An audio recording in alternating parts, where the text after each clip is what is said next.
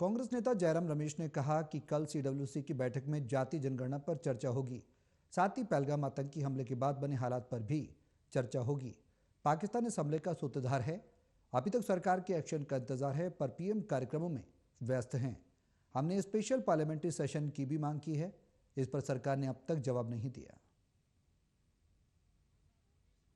20 दिसंबर को इन्होंने क्या कहा था और 6 साल बाद क्या कह रहे हैं।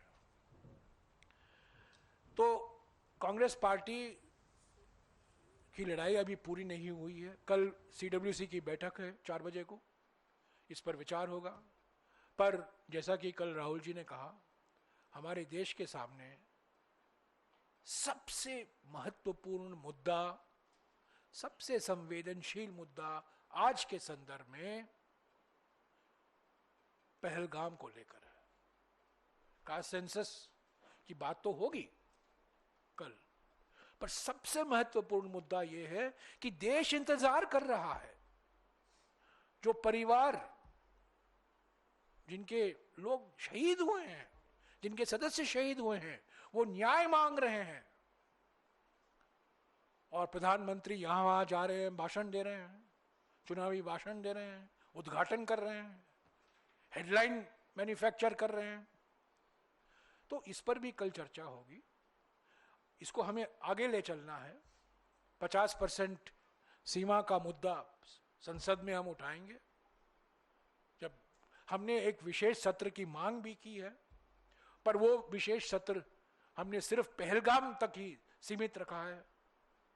पर जब मॉनसून सेशन होगा तब ये 50% सीमा की बात फिर से उठेगी, अनुच्छेद 15(5) की बात फिर से उठेगी।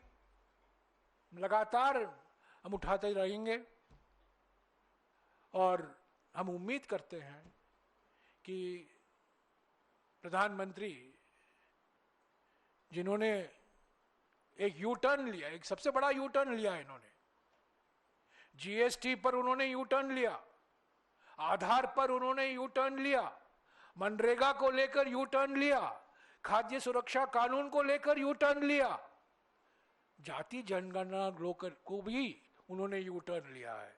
ये यू टर्न, ये पलटी करने की बीमारी नीतीश कुमार जी को कहां से आया है, अभी आपको जान गए होंगे। ये जुगलबंदी है, पलटी की जुगलबंदी। पलटी करने में प्रधानमंत्री का कोई मुकाबला नहीं। पहले से मनरेगा, खाद्य सुरक्षा कानून, आधार, जीएसटी, कुछ भी आप देखते जाइए। और सबसे अभी जो नया मिसाल आया है देश के सामने यू टर्न का, वो जाति जनगणना।